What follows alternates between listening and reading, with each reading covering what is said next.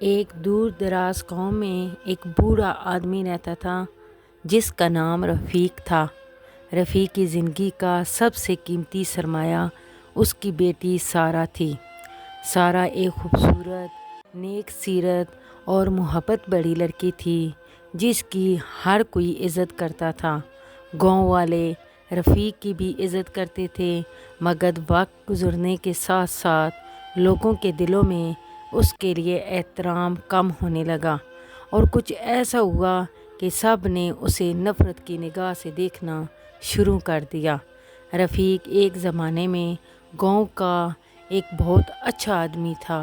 وہ دیانتدار، ایماندار تھا، لوگوں کے مسائل کو ہمیشہ حل کرنے میں پیش رہتا تھا۔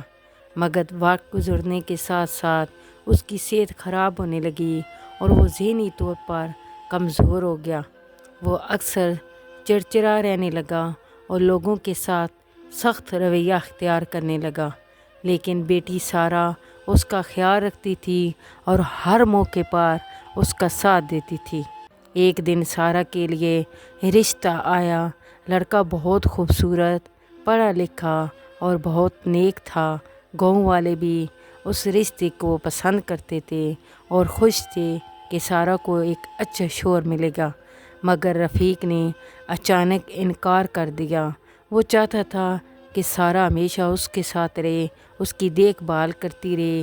اس کا یہ فیصلہ لوگوں کے لیے حیران کن تھا، کیونکہ سارہ اب شادی کے لائق ہو چکی تھی۔ رفتہ رفتہ رفیق کی ضد بڑھتی گئی اور وہ سارہ کو شادی سے روکنے لگا۔ سارہ، جو ہمیشہ اپنے والد کا احترام کرتے تھے، اب شدید ذہنی دباؤ کا شکار ہونے لگی۔ گاؤں والے بھی رفیق کی اس حرکت پر ناخوش ہونے لگے، کیونکہ انہوں نے ہمیشہ اسے ایک عقل مند اور نیک شخص کے طور پر دیکھا تھا۔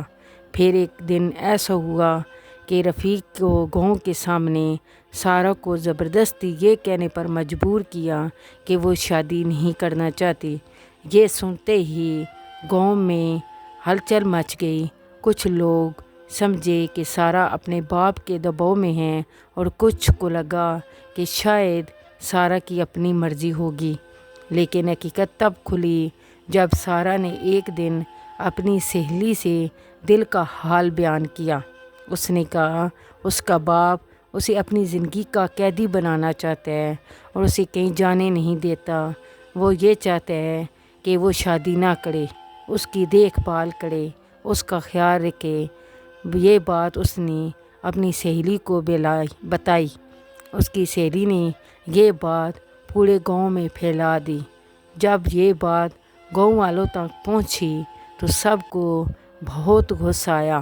رفیق کی سوچ اور ضد نے اس کے اپنے ہی رشتے کو برباد کر دیا تھا۔ لوگوں نے اب رفیق سے دوری اختیار کر لی اور اس سے ملنا جلنا بند کر دیا تھا۔ وہ بوڑھا آدمی جس کی ایک وقت میں سب عزت کرتے تھے، اب گاؤں والوں کی نظر میں وہ گر چکا تھا۔ سارہ کا دل بھی ٹوٹ چکا تھا۔ وہ اپنے والد سے بے حد محبت کرتی تھی، مگر اس کی زندگی وہ اس قید میں گزار رہی تھی۔ آخر کار ایک دن اس نے فیصلہ کیا کہ وہ گاؤں کو چھوڑ دے گی، اور اس نے اپنی سہیلی کے ساتھ گاؤں چھوڑا اور شہر چلی گئی۔ سارہ جب شہر پہنچی تو اس نے نئے سرے سے زندگی شروع کرنے کا عزم کر لیا۔ شہر کی زندگی اس کے لیے نئے تجربات، چیلنج اور مواقع کا دروازہ کھول رہی تھیں۔ اس نے ایک چھوٹے سے اپارٹمنٹ میں رہائش اختیار کی اور جلد ہی ایک مقامی اسکول میں پڑھانا شروع کر دیا۔ سارہ نے اپنے شوق کو پروان چڑھانے کی کوشش کی اور بچوں کے ساتھ وقت گزار کر انہیں تعلیم دینے میں خوشی محسوس کرنے لگی۔ شہر میں سارہ کی ملاقات بہت سے لوگوں سے ہوئی، ان میں سے کچھ اچھے دوست بھی بنائے۔ ان دوستوں میں ایک لڑکی فاطمہ اس کی خاص دوست بن گئی۔ فاطمہ ایک کامیاب گرافک ڈیزائنر تھی اور سارہ کی زندگی میں خوشیوں کی ایک نئی لہر لے آئی۔ دونوں نے ایک دوسرے کی مدد کی اور ایک دوسرے کے خوابوں کی تکمیل میں ساتھ دیا۔ سارہ نے اپنے نئے ماحول میں جلد ہی خود کو ڈھال لیا۔ اس نے اپنے خوابوں کی تعبیر کے لیے سخت محنت کی۔ کچھ مہینوں بعد سارہ نے ایک فلاحی تنظیم کے ساتھ مل کر کام کرنا شروع کر دیا جو غریب بچوں کی تعلیم کے لیے کام کرتی تھی۔ اس نے اپنی تعلیم اور تجربات کو استعمال کرتے ہوئے بچوں کو تعلیم دینا شروع کر دیا۔ دوسری طرف رفیق اکیلا پن اور شرمندگی کے احساس میں گزرنے لگا۔ اس نے اپنی بیٹی کے جانے کے بعد بہت کچھ کھو دیا تھا، نہ صرف اپنی بیٹی بلکہ گاؤں کی عزت بھی۔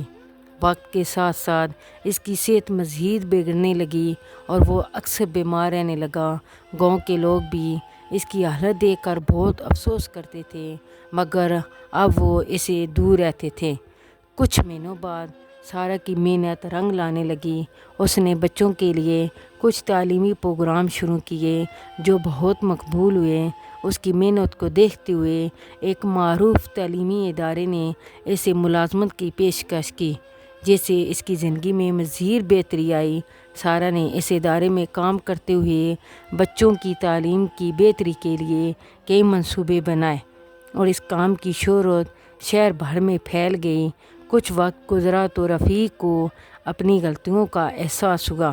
اس نے سوچا کہ اگر اس کی بیٹی اس کی ضد کی وجہ سے اس سے دور ہو گئی ہے تو کیا اسے اپنی زندگی کے باقی حصے میں اکیلا رہنا چاہیے۔